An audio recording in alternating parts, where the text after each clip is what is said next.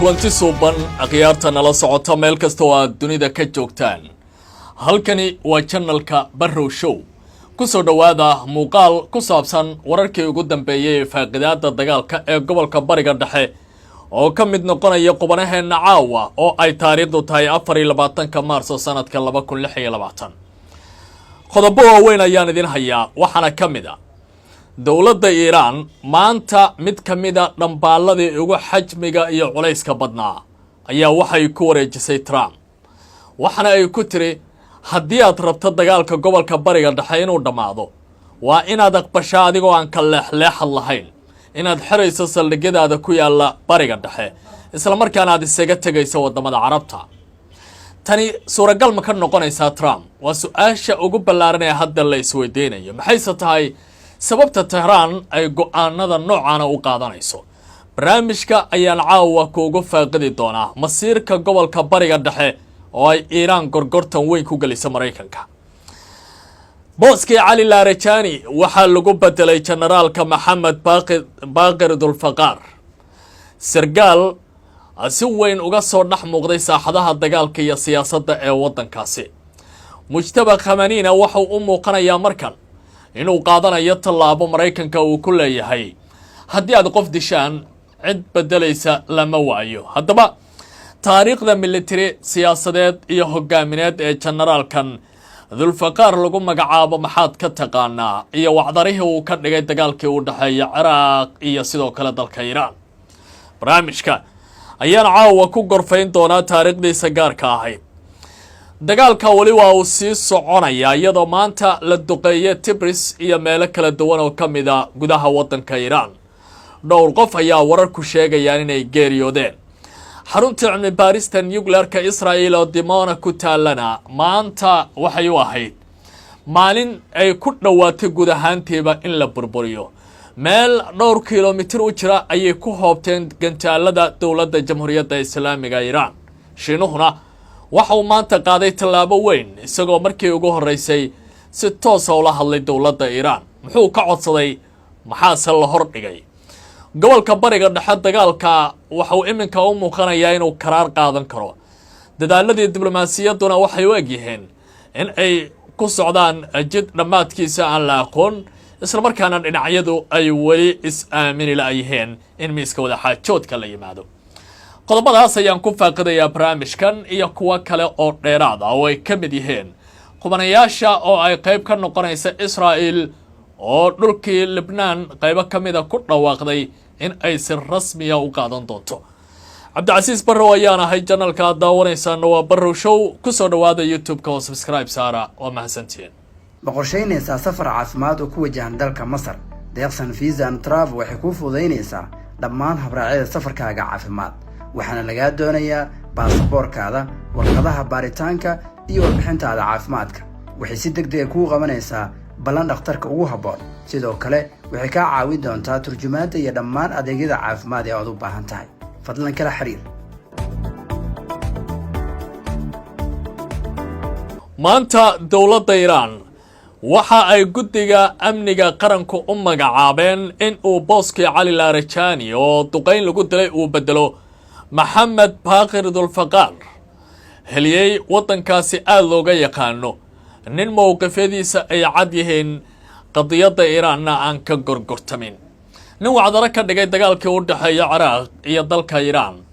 nin rajadiisu ay tahay Iran inay noqoto mid ka mid ah dalalka ugu quwadda badan adduunka marka la eego sida ay u falanqeynayaan dadka sida gaarka ah u yaqaana ninkan. waxa uu ka mid ahaa saraakiisha xiriirka caalamiga ah kaga shaqaynayay xafiiska Mujtaba Khamenei sida wararka hadda soo dhacaya ay tilmaamayaan. haddaba ninkan waa kuma maxaa loogu doortay booska Larijani oo ahaa ninka labaad ee wadanka Iran muhiimka u ahaa in uu bedelo maxaa hor yaala shaqada laga sugayana maxay tahay ilaa iyo hadda.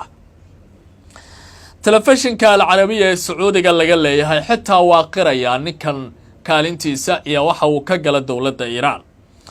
waxa uu leeyahay warbixin uu telefishinkaasi qoray dowladda Iran ayaa si rasmi ah u magacowday Maxamed Baqir Dulfaqar in uu noqdo xogayaha cusub ee golaha amniga qaranka kadib geeridii Larijani oo lagu dilay duqayn Israa'iil iyo Mareykanku ay ka furiyeen magaalada Tehran isla markaana lala dilay rag muhiim ah oo ka mid ahaa wiilkiisa. Dulfaqaar waa sargaal sare oo ka tirsan ilaalada kacaanka Jamhuuriyadda Islaamiga ah isagoo door muhiim ah ka soo qaatay dagaalkii Ciraaq iyo Iiraan. intii uu dagaalka socday waxa uu ka shaqayn jiray dhisidda xiriirro lala yeesho kooxaha hubaysan ee ka howlgala xuduudaha gaar ahaan aagga Ciraaq iyo sidoo kale dalalka ku yaala Carabta. jagooyin sarsare oo muhiim ah ayuu horey u soo qabtay muddo ka badan 40 sano. Dulfaqaar waxa uu soo qabtay xilal aad muhiim uga ahaa dowladda Iiraan. waxaa ka mid ah taliye ku-xigeenka ciidamada ilaalada kacaanka ee Jamhuuriyadda Islaamiga ah. xilkan ninka loo dhiibo waxa uu haystaa aaminaadii ugu dambeysay waliba ninka ayatullaahiga ka noqonaya dalkaasi. jagooyinka sare uu soo qabtay waxaa ka mid ah rayidka iyo garsoorka uu meelo kala duwan soo maamulay. sidoo kale waxa uu xogeeye ka soo noqday guddiga beeqaaminta sare ee waddankaasi oo loogu talagalay in ay jaangooyaan dhaqaalaha iyagoo ku akhrinaya siyaasadda caalamiga ah iyo tan gudaha ee dalka Iiraan. khubro ballaaran ayaa ka degaysa in qof si qoto dheer u fahamsan nidaamkan siyaasadeed iyo amni ee Iiraan loo dhiibo macnaheedu ay tahay dowladda Iiraan in ay dagaalka wali u sii ooman tahay oo ay ka dhigan tahay in aysan aqbali karin in dagaalkaasi ay si degdeg ah uga baxaan. Dulfaqaar waxaa lagu yaqaanaa mowqif adag oo ku aadan amniga gudaha isagoo xiriir la leh ciidamada Passage oo sida u tababaran dal ciidamadiisa oo kala ah isla markaana leh unugyo kala duwan iyo ururka Ansaar Hizballah oo isna ka dhisan gudaha dalka Iiraan. labadan koox intii ay socdeen dibadbaxyadii looga soo horjeeday taliska kacaanku waxa ay noqdeen kuwa sida weyn u xakameeyay. waa nin u dhoon daloola dhinaca amniga sirdoonka iyo amniga siyaasadda labadaba. falanqeeyaashu magacaabista Dulfaqaar waxay ku muujinayaan xoojinta awoodda ilaalada kacaanka gaar ahaan ciidamada, sii wadida siyaasad adag oo amni ku dhisan iyo waliba kordhinta saameynta ciidamada militariga ay ku leeyihiin maamulka qaranka.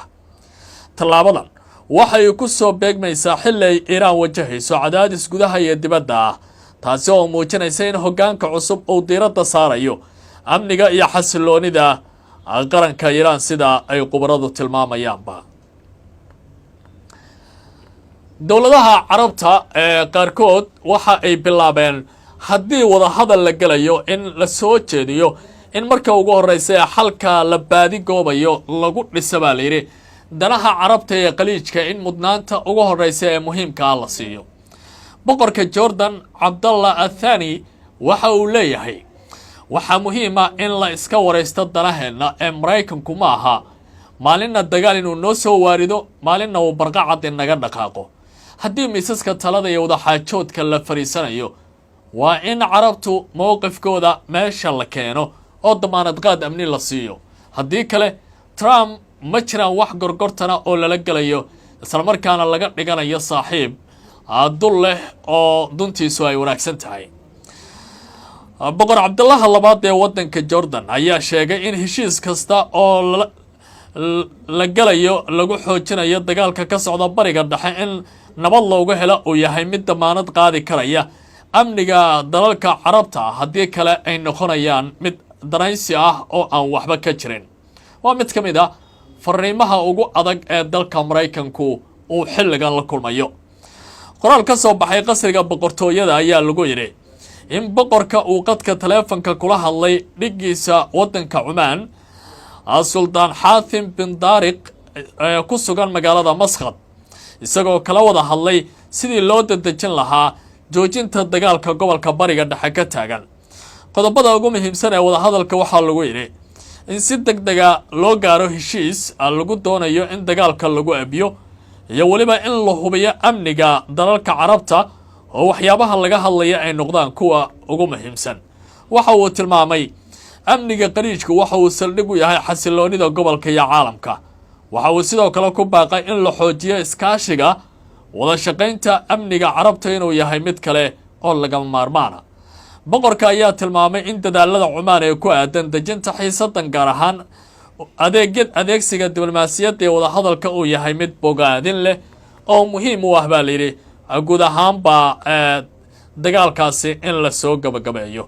Urdun waxay ka mid ahayd wadamada dagaalku uu sida lixaad kale u saameeyay maalmihii lasoo dhaafay, saameynna uu ku yeeshay dhaqaalaheeda iyo nolosheedaba. dagaalka ka soconaya gobolka bariga dhexe weli halkiisii ayuu ka sii socdaa jeer diblomaasiyad dhinaca kale laga raadinayo in xal lagu soo ebiyo dagaalka.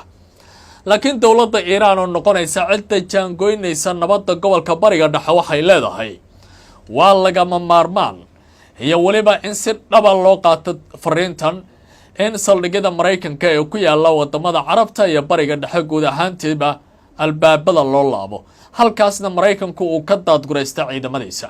fariintan weliba Tehran cid kale uma dhiibina, iyada ayaa si toos ah aqalka cad ugu dirtay, sida ay ku waramayaan qaar ka mid ah warbaahinta gobolka bariga dhexe.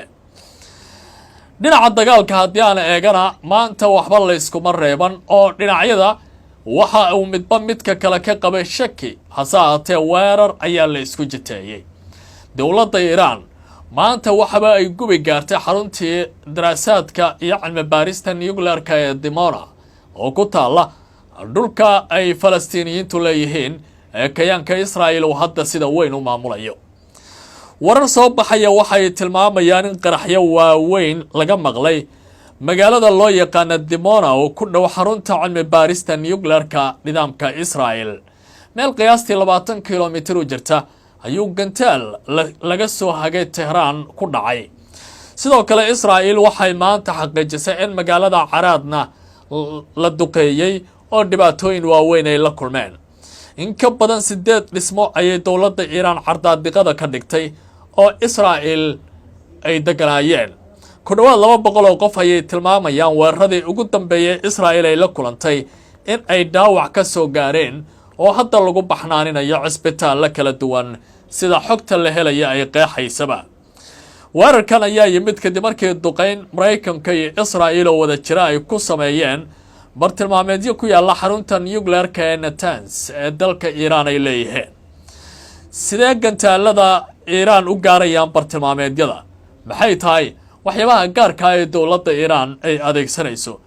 khubaro cilmi baarayaal iyo istiraatiijistayaal dhinaca hubka ah ayaa sheegaya sababta ugu weyn ee weerarku in ay tahay in Iiraan markan ay ka awood badinayso nidaamyada difaaca hawada ee dowladahan ay adeegsanayaan.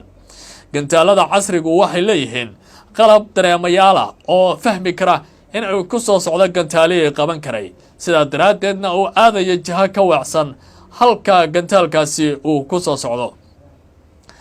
khubaro aad loo carbiya ayaa gantaalkan ka hagaya agab dhulka hoostiisa ah oo kombiyuutarro ah, waxaana ay aqbalayaan in ay hadba dhinacay rabaan u jiheeyaan.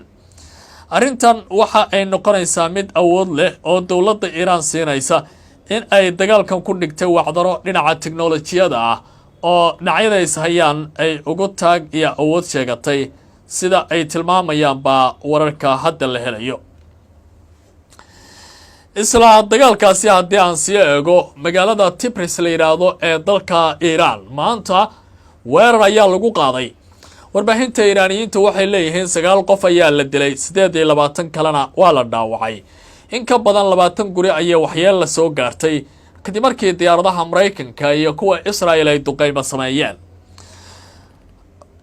xaaladda waqooyiga Israa'iil ayaa iyana cabsi xooggan ka taagan tahay oo hadda degniina laga maqlayaa. Kuwait waxay sheegtay 17 gantaal inay soo gaareen oo 13 ka mid ah la burburiyay. Jordan waxa ay tilmaantay in xaaladeeda ay adag tahay, isla markaana halka loo yaqaan Aqaba ay ka jirto feejignaan xooggan. Aqaba waa mid ka mid ah magaalooyinka sida la yaab kale loo dhisay. Israa'iil maanta waxa ay soo bandhigtay damacii Carabtu ay ka baqayeen muddo iyo dunida Islaamka. waxay leedahay wabiga Latfa la yiraahdo halka uu ku yaalo waxa uu noqonayaa xuduudda u dhaxaysa Lebanon iyo nidaamka Israa'iil, taasoo ka dhigan dowladda Lebanon mar kale dhul baaxad leh in laga boobayo. ciidamada Israa'iilna ay ku sii siqayaan dhulkaasi oo hadda ay leeyihiin Lebanon ayaan dhul kale ka qaadanaynaa si aan gabasho lahayn. Maraykanku ma hadal, laakiin madaxweyne Coon waxa uu leeyahay tani lama aqbali karo. akhyaarteena la socotay tabinta qaybtan intaas ayaan ku hakinayaa warar kale ayaa noo soo socda ee ku soo biira YouTube-ka oo subscribe saara nabadino